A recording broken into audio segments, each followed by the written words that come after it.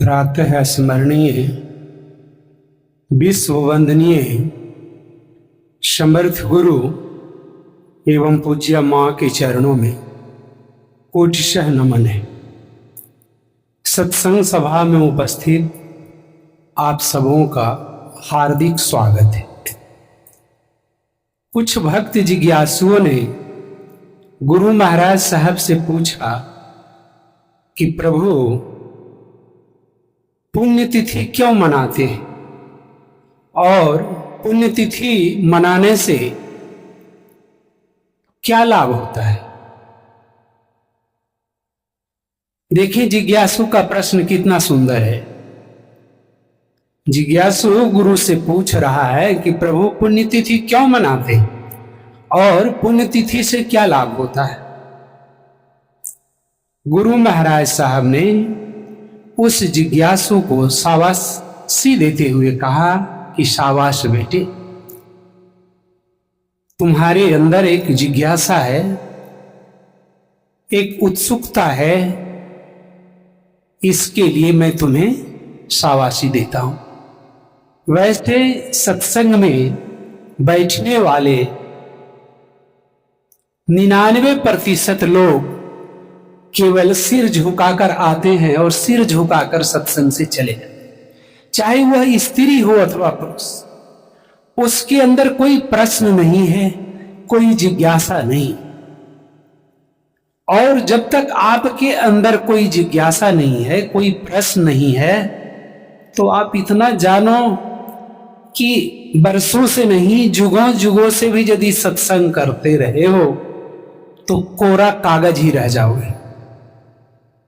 तुम्हें जीवन में कुछ मिलना नहीं, तुम्हारे हाथ में कुछ भी नहीं।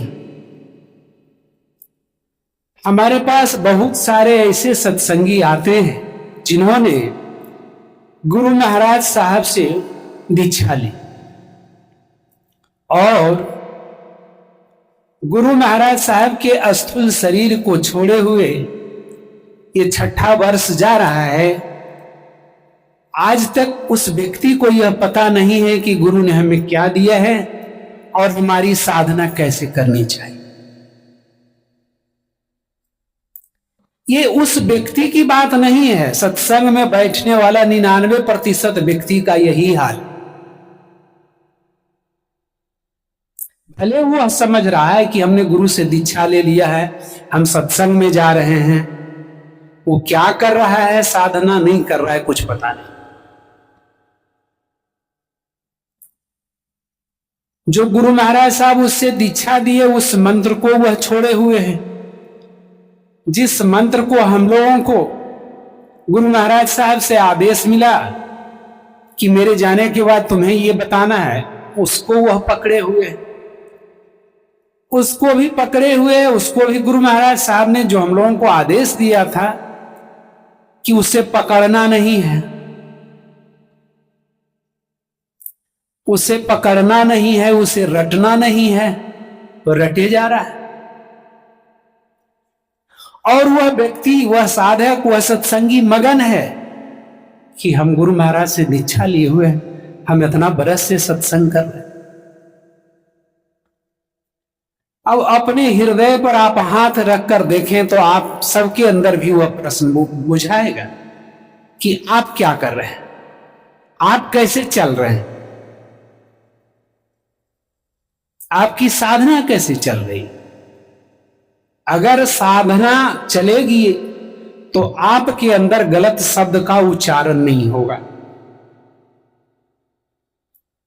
आपका व्यवहार गलत दिशा में नहीं जाएगा, आप किसी की शिकवा शिकायत में नहीं पड़ेंगे। यह पैमाना है गुरु का, इस पैमाने को याद रखें। ये नहीं कि जहां पर जो मनाया कुछ आप बोल दिए, उसका अर्थ कोई नहीं समझ रहा है, सो बात नहीं। आप तो पॉलिटिक्स नहीं समझते हो और किसी के पास जाके कह देते हो कि हमें पॉलिटिक्स करना है। लीजिए, जब तुम खुद पॉलिटिक्स नहीं समझ रहे हो तो तुम क्यों इस बात को किसी के पास बोल रहे हो।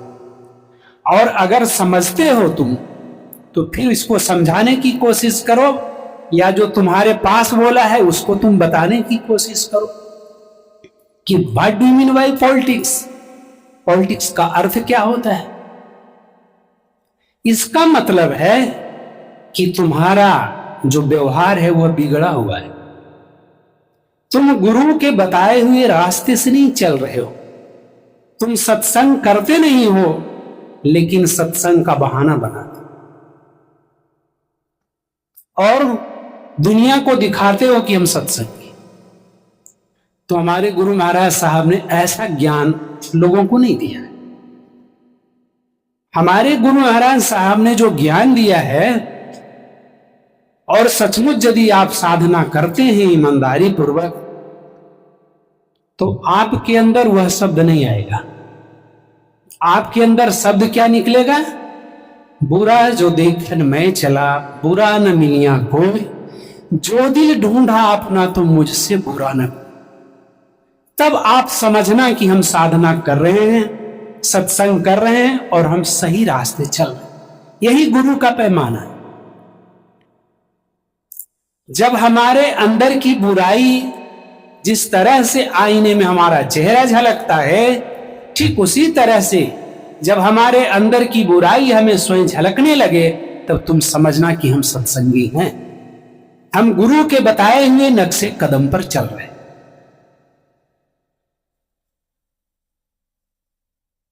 और किसी चीज को बोलने से पहले उसे खुद समझना है कि हम कहां और किसके पास बोल रहे हैं। कबीरदास जी ने बड़ा सुंदर बात लिखा है, बोली एक अमोल है जो कोई बोले जानी, ये तराजू तौल के तब मुख बाहर आनी। जिस वाणी को आप बोलने जा रहे हैं उसको पहले आप अपने अंदर तौल लीजिए और तब उसको बाहर कीजिए। ऐसे अनाप शनाप नहीं बोले। तो गुरु महाराज साहब ने उस जिज्ञासु को शाबाशी दिया कि कम से कम तुम्हारे अंदर एक प्रश्न है, और यदि प्रश्न नहीं उठता है इसका मतलब है कि आपने गुरु की बताई हुई बातों को सही ढंग से नहीं समझा है और जैसे मन वैसे चल रहे हैं। काहे कि हमारे पास जब लोग आते हैं और बातचीत होती है तो हमें बड़ा आश्चर्य लगता है कि आदमी इतना पहले गुरु महाराज साहब से जुड़ा और आज तक यह नहीं समझ सका कि हमें कैसे साधना करना है, कैसे चलना है, और जैसे गलत सलत चला जा रहा है। और फिर यही आदमी कल कहेगा कि हम तो वह सत्संगवा से दिव्य चेतने से जुड़े ही, कहां कुछ फायदा बुझा। अब वो फायदा अब बनौटी खोज रहा है, फायदा खोजता है। तो गुरु ने जो तुम्हें ज्ञान दिया है यह बनौटी के लिए नहीं दिया है, नफा नुकसान के लिए तुम्हें नहीं दिया है।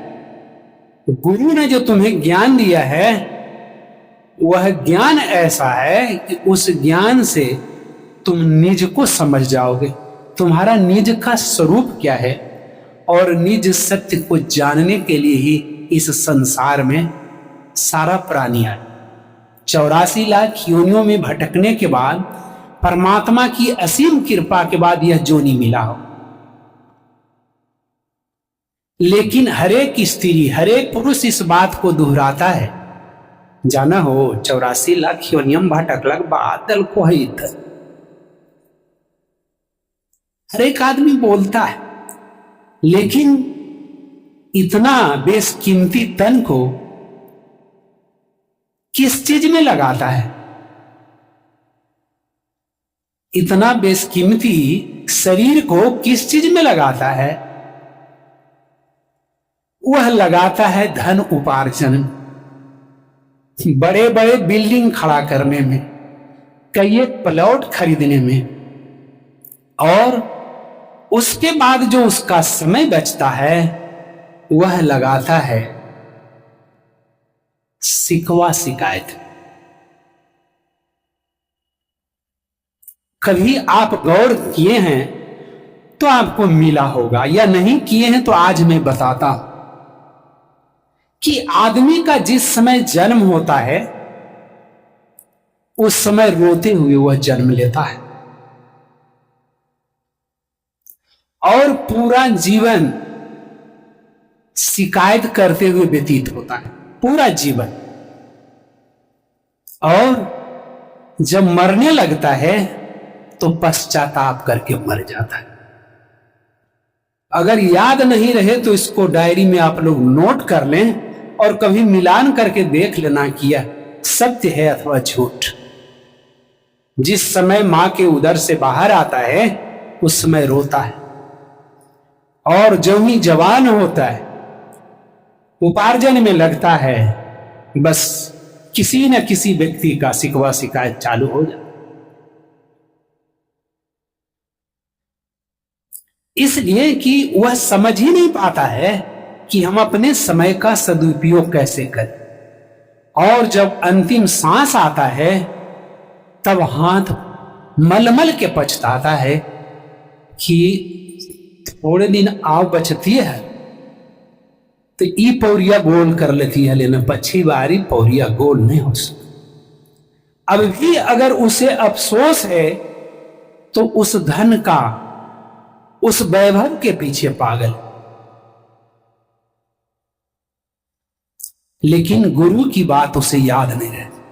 लेकिन जिस साधक को, जिस सत्संगी की गुरु की बातें याद रहती है, वह अपने इस जन्म में ही अपने लक्ष्य को प्राप्त कर लेता है और उसका दोनों जहां बन जाता है, संसार भी बन जाता है और परमार्थ भी बन जाता है।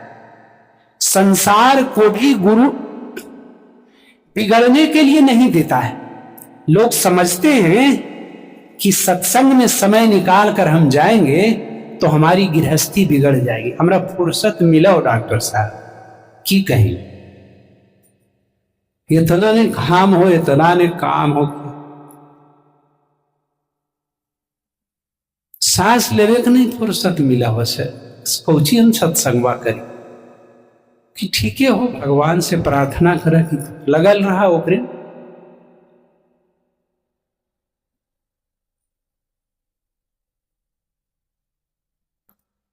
आइए उस प्रश्न पर, हम पुण्यतिथि क्यों मनाते हैं? तो गुरु महाराज साहब ने उस जिज्ञासु के प्रश्न का उत्तर देते हुए कहा कि बेटा, पुण्यतिथि हम सब जो मनाते हैं वह दिवंगत आत्मा जो यहां से चली गई है उसके प्रति हम सब मिलकर उसे श्रद्धा सुमन अर्पित करते, अपना प्रेम अर्पित करते, इसलिए पुण्यतिथि मनाते हैं। और पुण्यतिथि से मिलता क्या है? तो गुरु महाराज साहब ने कहा कि पुण्यतिथि के अवसर पर यदि सत्संग का आयोजन होता है तो उससे सत्संग करने वाले और सत्संग में बैठने वाले के खाते में पुण्य जमा होता है, पुण्य की प्राप्ति होती है। लेकिन जो दिवंगत आत्मा है उसे कुछ नहीं प्राप्त होता है। लेकिन एक बात है कि अगर किसी कारणवश वह आत्मा मुक्त नहीं हो सका है तो सामूहिक गुरु के चरणों में जब साधक प्रार्थना करता है तो गुरु की ऊर्जा से, गुरु की शक्ति में इतनी ऊर्जा रहती है कि उसे मुक्त कर डालती।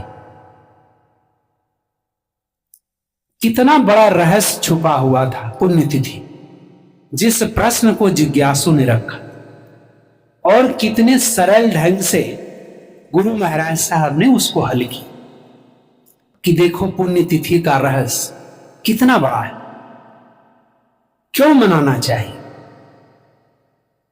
मनाने से क्या मिलता है।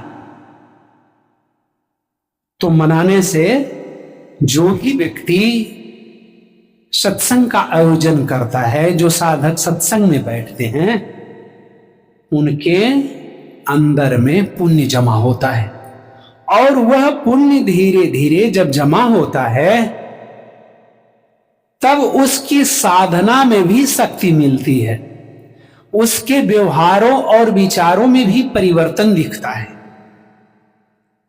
और वह पुण्य की राशि ही इस संसार से जब वह विदा होता है तो गांठ में बंधकर वही जाता है।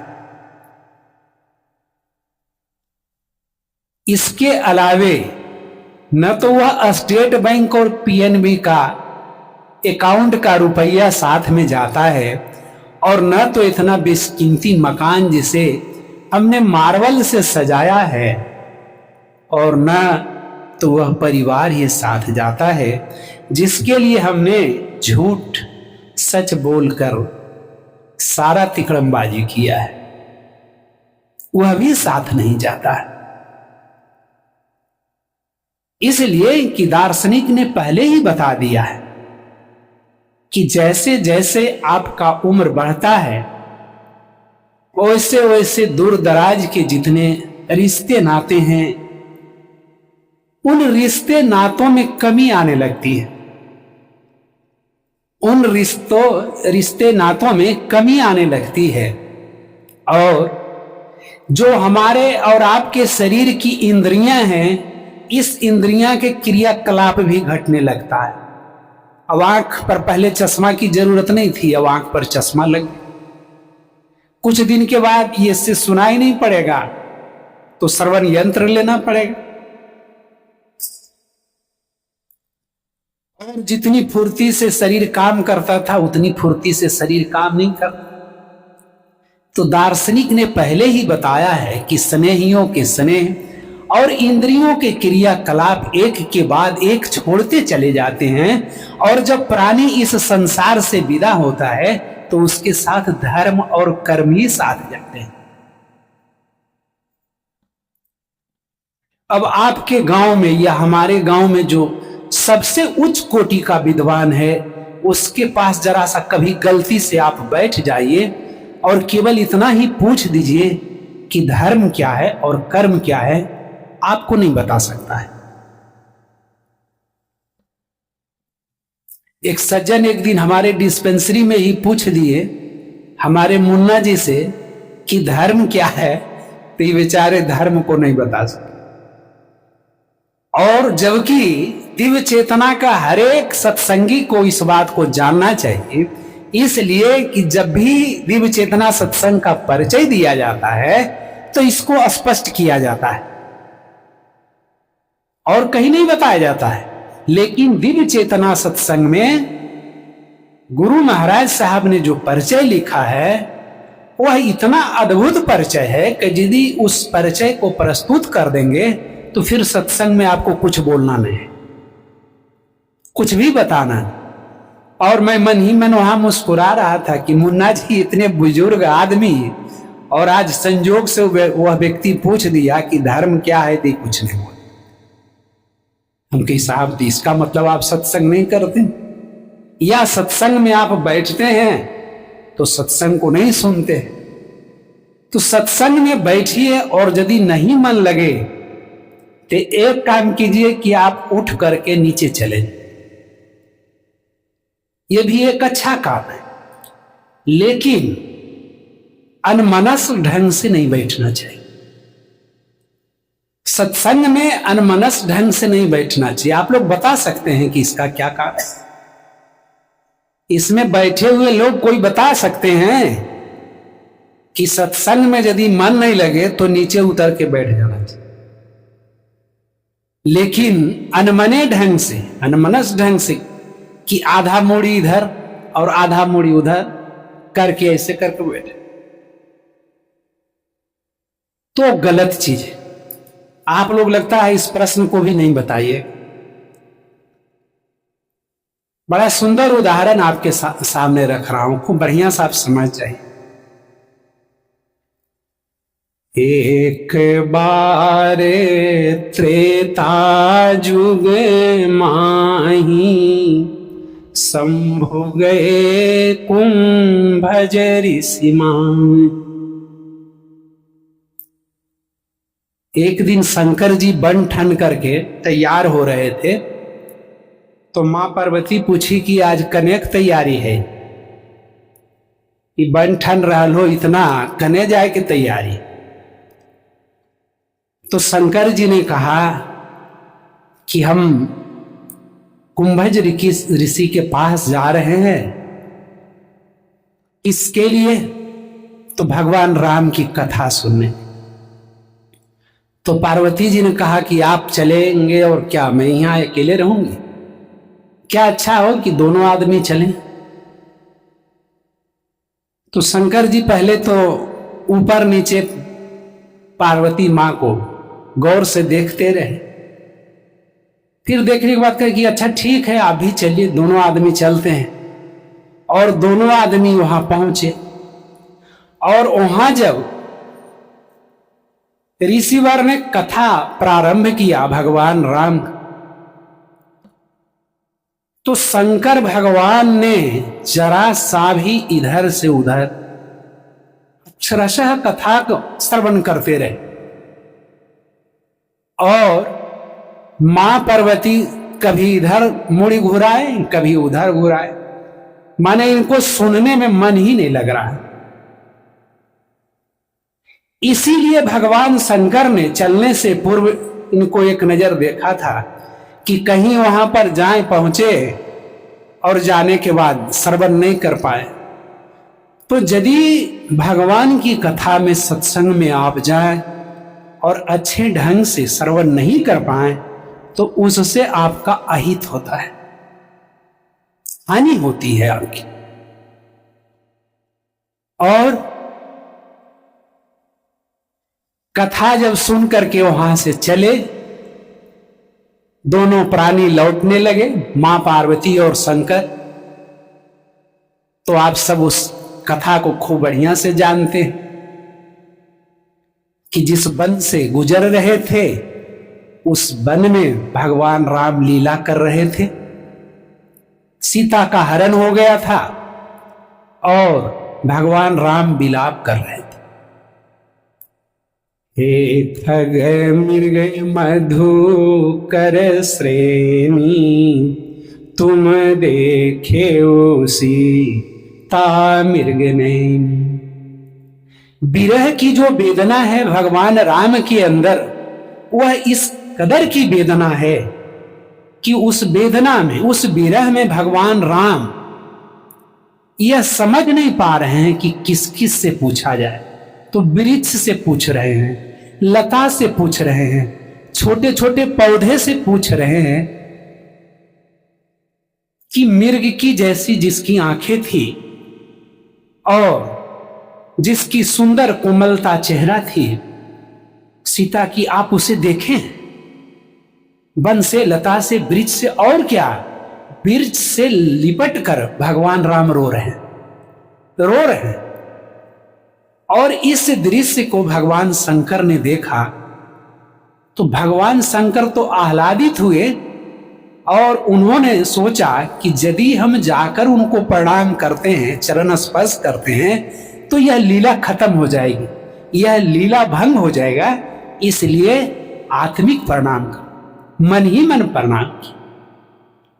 कितना बड़ा महत्व है आत्मिक प्रणाम का। और मां पार्वती मन ही मन मुस्कुरा रही है। क्यों मुस्कुरा रही है? इसलिए मुस्कुरा रही है कि इनके मन में यह बैठ गया कि सबसे बड़ा देवों के देव महादेव तो हमारे पति शंकर हैं। ले जे एक औरत के लिए विलाप कर रहा है, भगवान कैसे? आई भगवान कह करके प्रणाम कर रहे हैं। बड़ा आश्चर्य में, बड़ा संशय में मां पार्वती कि देवों के देव महादेव तो हमारा पति है, आई जैसे कि उनका प्रणाम कर रहे हैं। अब भगवान के तो कोई लक्षणीय इनका में नहीं। अगर यदि भगवान होते तो एक पत्नी के लिए इतना क्रंदन, इतना रुदन करते। और उसमें भी गाछा बिरिछिया से पूछा, खिंडे लता पिता से, ले वो सुना है कि समझा है? कितना बड़ा संदेह, कितना। और उसका कारण क्या था? कारण केवल यह था कि भगवान राम की जो महिमा है, उस महिमा का उन्होंने श्रवण नहीं किया ऋषि के सामने। अगर सही ढंग से श्रवण की होती मां पार्वती, तो उसी समय सारा संशय मिट जाता। इसीलिए समर्थ गुरु का सत्संग आपके जीवन में, हमारे जीवन में बहुत जरूरी है कि आपके अंदर भी जो संशय है वह केवल मिटा सकता है, तो ऐसे समर्थ गुरु का सत्संग ही मिटा सकता है, वरना कोई रास्ता नहीं है। इस संसार में कोई देवी देवता या कोई वैसी आध्यात्मिक पाठशाला नहीं है समर्थ गुरु के अलावे जो आपके अंदर के संशय को मिटा सके। और इसीलिए भगवान शंकर ने राम को जाकर चरण स्पर्श नहीं किया और मन ही मन ये भी मुस्कुराए कि सचमुच यह तो लीला हो रहा है इस संसार के लोगों को दिखाने के लिए कि विरह की अवस्था क्या होती है। विरह की अवस्था से जब कोई प्राणी गुजरता है तो उसके हृदय की दर्द को, उसकी वेदना को, उसकी पीड़ा को वही व्यक्ति समझ सकता है जो व्यक्ति उस रास्ते से गुजरा है। आप हम तो अगर जाएंगे सहानुभूति के लिए तो केवल इतना ही कहकर उसे सांत्वना देंगे कि की करब हो, अब छाती पत्थर रख द। बस इससे ज्यादा आपके पास कोई शब्द नहीं। लेकिन जो व्यक्ति उस रास्ते से गुजर रहा है उससे जरा पूछिए कि वास्तव में दर्द क्या होता है, वेदना क्या होता है। और जब वहां से लौट कर सती यहां पहुंची है शंकर के पास, तो फिर वही प्रश्न दोहरा रही है कि आपसे बड़ा कौन ईश्वर है इस संसार में, जिसको आप प्रणाम कर रहे थे, सिर झुका रहे थे। अरे वो दशरथ का बेटा राम था, पत्नी के वियोग में रो रहा था, और रो भी रहा था तो गाछा बिरिछिया से पूछ रहा था इस बात। और उसके बाद महादेव जी, शंकर जी बहुत समझाए हैं पार्वती को कि देखिए पार्वती ऐसी बात नहीं, केवल संसार को दिखाने के लिए वो लीला कर रहे हैं। वह अखिल ब्रह्मांड नायक पार ब्रह्म परमेश्वर है राम। लाख सती को समझाते समझाते शंकर जी थक मरे, लेकिन शंकर की बात सती ने नहीं मानी।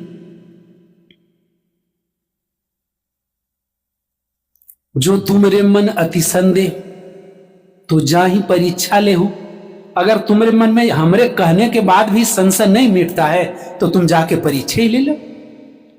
और सती चली जाती है परीक्षा लेने के लिए, भगवान राम का परीक्षा लेने के लिए पहुंच जाती हो। और परीक्षा कैसे लेती है? तो मां सीता का रूप बना लेती है कि अरे ये तो संसारिक आदमी है, ये है, सीता का रूप बना लेते हैं। और कोई भी जो पत्नी के वियोग में तड़पेगा और जब पत्नी को देखेगा तो सोचता है कि मुझसे लिपट जाएगा।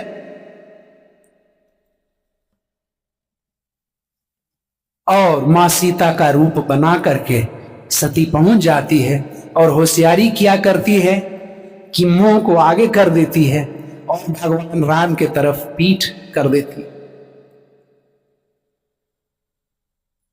ताकि सीधे सीधे नहीं देख सके और संशय में डाल दे। लेकिन ज्यों ही भगवान राम ने देखा तो दोनों हाथ जोड़कर चरणों में झुककर मां कह करके भगवान राम ने प्रणाम किया कि मां आप अकेली यहां पर कैसे विचरण कर रहे हैं, इसलिए यदि आप हैं तो आपके साथ शंकर होना चाहिए, शिव को होना चाहिए। अब जब ऐसा वचन भगवान राम से सती सुनी तब इनका सारा जो संशय था जमीन पैरों से खिसकने लगा। और फिर लौटकर कि जब आई भगवान शंकर के पास और भगवान शंकर पूछते हैं कि कहिए क्या क्या हुआ, कैसे परीक्षा आपने लिया। तब सती भगवान शंकर से फिर झूठ बोलती है, कछु न परीक्षा लीन गोसाई। ऐसे महादेव के पास, ऐसे समर्थ पुरुष के पास मां पार्वती झूठ बोल रही कि हम जी परीक्षा उरीक्षा कुछ नहीं लिए, कछु न परीक्षा लीन गोसाई। और ज्यों ही पार्वती जी ने ऐसा बोली, तुरंत भगवान शंकर ध्यान में चले गए। और ज्यों ही ध्यान में चले जाते हैं त्यों ही सारा दृश्य इनके अंदर उपस्थित हो जाता है। और उसी दिन से भगवान शंकर ने सती का त्याग कर दिया, इसलिए कि अब मां का रूप में देखने लगे। और उसके बाद की घटना आप जानते हैं कि सती को भस्म होना पड़ा। अब हम सब अपने बिंदु की ओर पहुंचे कि हम समर्थ गुरु के सत्संग में बैठते हैं और यदि ध्यान पूर्वक गुरु के संदेशों को नहीं सुनते हैं तो क्या सती जैसा संशय हम लोग के हृदय में नहीं होगा, हम लोग के मन में नहीं उठेगा। और वह जब संशय होगा तो निश्चित जानिए कि हम अपने पथ से विचलित हो जाएंगे। जिस रास्ते को, जिस नियम को, जिस निर्देश को हमारे गुरु महाराज साहब ने हम लोगों को दिया है उसका पालन नहीं करें, बिल्कुल पालन नहीं करेंगे, लेकिन समाज को, परिवार को ये दिखाएंगे कि हम हूं दिव्य चेतने से जुड़ल ही हो, ओकरे में जरा डॉक्टर अविनाश को ओकरे में क्यों हम हो जुड़। इतना कह के आप निकल जाए, धूर्तबाजी करके, चालाकी करके, लेकिन जब मेन समय आएगा तो वहां पर आप पकड़ा जाए, छन जाए। इसीलिए एक समर्थ गुरु आपको जब भी अपने सन्मुख करता है तो एक अद्भुत और अलौकिक चीज देता है। वह कैसा चीज है कि यदि आप नियम पूर्वक ईमानदारी से सुबह शाम उसकी बताई हुई विधि से आप बैठेंगे तो आपके अंदर संशय नहीं रहेगा, आपके अंदर मोह नहीं रहेगा और आप संसार का सारा काम भी करते चलेंगे। और जब कहीं सत्संग का बुलावा होगा तो आप होशियारी से समय निकाल लेंगे, निश्चित निकाल लेंगे कि नहीं थोड़ा सा समय तो हमको चाहिए, थोड़ी सी छुट्टी तो हमें चाहिए गुरु दरबार जाने के लिए। इसलिए कि वहां पर क्या मिलता है वह तो एक साधक ही जानता है, चाहे वह स्त्री रही हो साधिका या पुरुष रहा हो साधक। और जो साधक और साधिका नहीं है वह नहीं जान सकता इस रहस्य को, वह नहीं जान सकता। इतनी अद्भुत दौलत मालिक देता है कि उस दौलत को पाने के बाद आपको संसार का कोई सारा खजाना भी आपके नाम लिख रहा है तो आप कहेंगे कि हमें नहीं चाहिए, आप रखिए इन सारी दौलत को, इन खजानों से मुझे कोई वास्ता नहीं। गुरु महाराज साहब बराबर कहते थे कि चाह गई चिंता मिटी मनमा बेपरवाह है, और जिसको कछु न चाहिए वो है शहंशाह। इस संसार में सबसे बड़ा बादशाह कौन है? जिसको कुछ नहीं चाहिए, किसी चीज की चाहना नहीं। और जिसे किसी चीज की चाहना नहीं रहती है वह साक्षात परमात्मा का ही स्वरूप हो जाता है और उसका सारा जोग क्षेम परम पिता परमेश्वर वह समर्थ गुरु ही बहन जब उस अवस्था को प्राप्त कर लेता, जब उस अवस्था को कबीरदास जी ने प्राप्त कर लिया तो परमात्मा का आदेश हो गया कि अब तुम चादर बुनना बंद कर दो, जिस कपड़े की तुम बुनाई करते हो उसे बंद कर दो। अब इस ज्ञान को लोगों के पास ले जाओ, चिताओ लोगों को, सत्संग कराओ और तुम्हारा जोग क्षेम मैं बहन करूं। और कबीरदास जी गुरु की बताई हुई विधि से निकल गए। जब यह साधना रैदास जी के अंदर परिपक्व हुआ तो आकाशवाणी हुई कि अब तुम जूते सिलना बंद करो। अब तुम जो रोज जूते गांठते थे और उस जूते से ही तुम अपना जीविकोपार्जन करते थे, अब जूता सिलना हटा दो। अब तुम इस ज्ञान को लोगों के पास पहुंचाओ, लोगों के पास बांटो। तब रैदास जी ने सत्संग का कार्य प्रारंभ किया। कितनी अद्भुत रहस्य समर्थ गुरु के सत्संग। सारे जितने तरह के संशय है, बशर्ते आप एक दिन के जिज्ञासु हो, चाहे 21 दिन के हो, चाहे बरसों के हो, आपके अंदर कुछ न कुछ प्रश्न उठना चाहिए। हमसे कहां गलती हो रही, क्या भूल हो रही है, ये सारे प्रश्न उठना चाहिए और उसे आपसे जो सीनियर है उनके पास रखना चाहिए, उनसे पूछना चाहिए। जैसे एक बार सुमित प्रश्न पूछने लगा था तो प्रश्न की लड़ी इसके पास इतना प्रश्न रहता था कि नाको दम कर देता था प्रश्न पूछते पूछते। लेकिन जैसे जैसे प्रश्न पूछते पूछते साधना करने लगा, अब देखते हैं कि अब प्रश्न नहीं है। अब प्रश्न रहने का कारण, नहीं रहने का कारण क्या है, तो इसका मतलब हम समझते हैं कि यह ईमानदारी पूर्वक साधना कर। इसलिए कि जो साधक ईमानदारी पूर्वक साधना करेगा तो आपके सारे संशय दूर होने लगे। जब बार बार आप सत्संग में बैठेंगे तो बहुत बातें आपको स्पष्ट होने लगे। आज एक व्यक्ति हमारे पास आया, उसको इशारे से हम बुलाए। नौजवान लड़का है, उम्र उसका 30-35 का ये रहा होगा। तो जब बैठा तो हम उसे कहे कि चलिए सत्संग में चलना है। धवल जी कहाँ है? उनकी पचाढ़ा में है। तो पचाढ़ा है कहाँ? तो हमने कहा कि पचाढ़ा का रूट बड़ा सुंदर है, आप 4:30 बजे एक ट्रेन जाती है, उससे आप चले जाए नवादा, और नवादा से फिर आपको रिक्शा मिल जाएगा, आप चले जाएंगे सिसमा। नंबर ले लीजिए, हो सकता है कि आपको रिक्शा पचड़ा तक पहुंचा देगा, और नहीं पहुंचाए तो सिसमा से मोटरसाइकिल से आदमी ले लेगा। धवल जी ठीक है चल भाई। हम कि अगर उससे में भी दिक्कत आपको हो तो हमारे साथ आप चले, मोटरसाइकिल से आपको ले जाए। धवल जी बड़ी कस के माथा में दर्द है, अभी पुर्जा हमारे पास रख दिया, बड़ी कस के माथा में दर्द है, पुर्जावा तभी ले आ रहे, देख लो। हम कि अगर दर्द है तो अभी हम दर्द को ठीक कर देते हैं, दर्द ठीक हो जाएगा, इसकी गारंटी है। लेकिन दर्द से ज्यादा जरूरी है तुम ठीक हो जाओ। दर्द तो क्षणिक है, लेकिन तुम्हारे अंदर जो हृदय का दर्द है कई एक वर्षों से।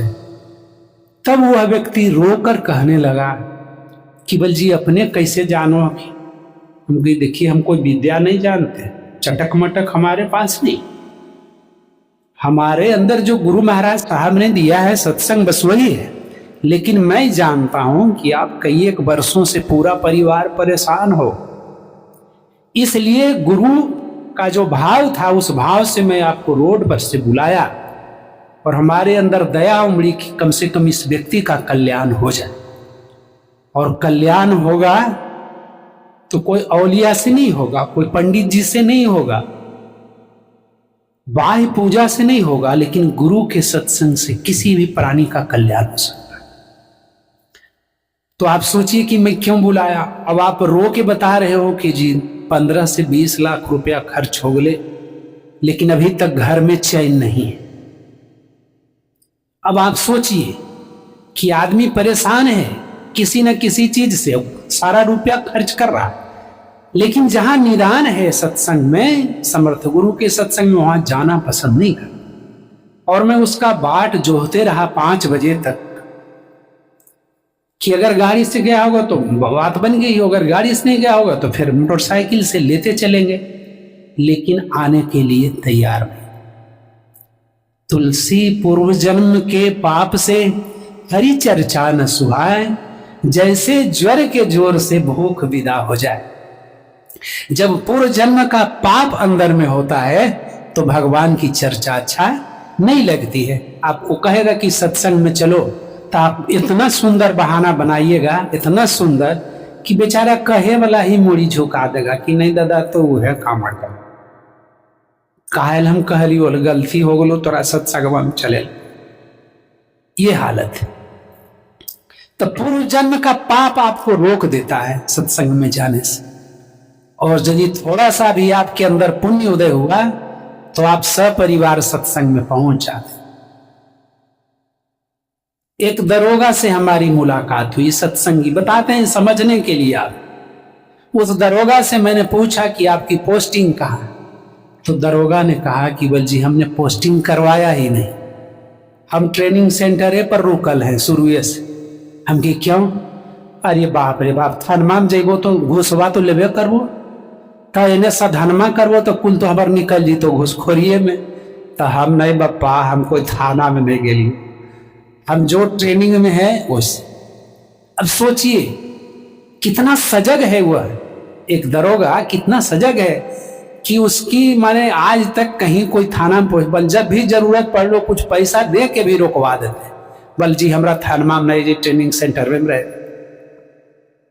और जब कभी सत्संग या भंडारा होता था तो उस आदमी को देखते थे कि एक गंजी और एक हाफ पैंट पहन लेता था और माथे में गमछी का मुरेठा बांध लेता था, और जितना भंडारा का सब्जी होता था, चावल होता था, दाल होता था, सब वह ढोते रहता था दिन और रात, और कुछ बोलता नहीं था।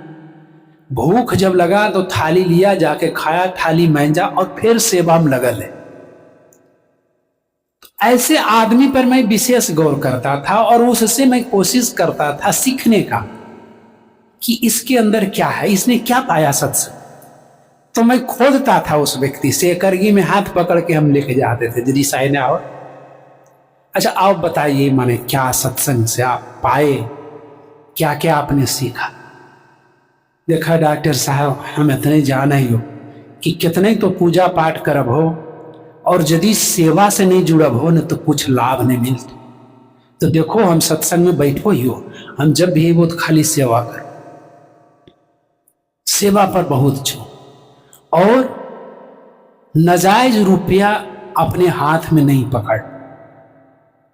बल हमसे कोई ठग ले तो कोई बात नहीं, लेकिन हम किसी का नहीं ठगे, और इसीलिए हमने किसी थाने में पोस्टिंग होने के लिए नहीं। और देखने में यदि कोई देखेगा तो कहेगा कि बल ये तो साधारण आदमी है, लेकिन उसकी साधना की ऊंचाई बहुत थी। और हमने परिवार के बारे में जब उससे पूछा तो कहा कि बल परिवार में मैं हूं, मेरी पत्नी है, माता पिताजी हैं और एक बच्चे हैं। तो माता पिताजी को मैंने घर पर नहीं छोड़ा है, माता पिताजी को भी मैं क्वार्टर में ही रखता। और मैंने पत्नी से इस बात को पूछा कि यदि मैं माता पिता को साथ रखता हूं तो आपको कोई तकलीफ?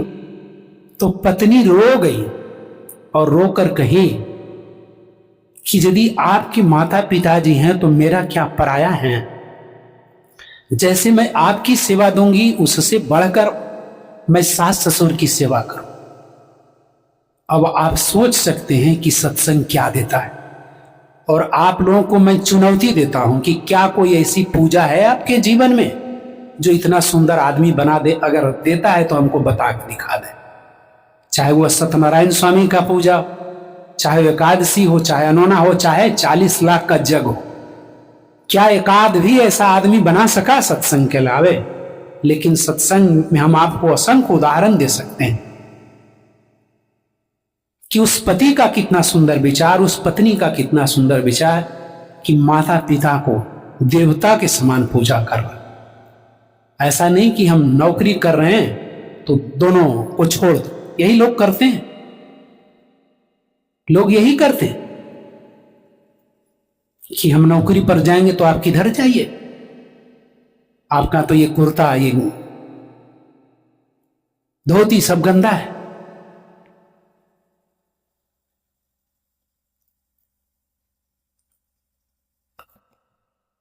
तो सत्संग क्या देता है, क्या मिलता है?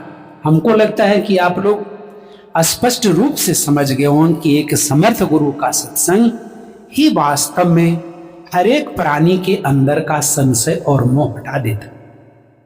ऐसे समर्थ गुरु के सत्संग से ही आपके अंदर पुण्य जमा होता है, ऐसे सत्संग से ही आपके अंदर कर्तव्य बोध होता है। तब आपको पता चलता है कि हमें उस भूत पूजा में नहीं फंसना चाहिए, ईट पूजा नहीं करना चाहिए, मंदिर में दौड़कर माथा नहीं पटकना चाहिए। तुम्हारे घर में जो माँ है, तुम्हारे पिता है या भाई है, भाभी है, वह सबसे ज्यादा पूजनीय है, उसकी पूजा करो और पूज करके देखो कितना लाभ मिलता है। उस माता पिता और भाई भाभी का कद्र करके देखो, सब कुछ मिलेगा, लेकिन उस मंदिर में माथा पटकने से तुम्हें कुछ नहीं मिलेगा। इसकी गारंटी हमारे यहां है।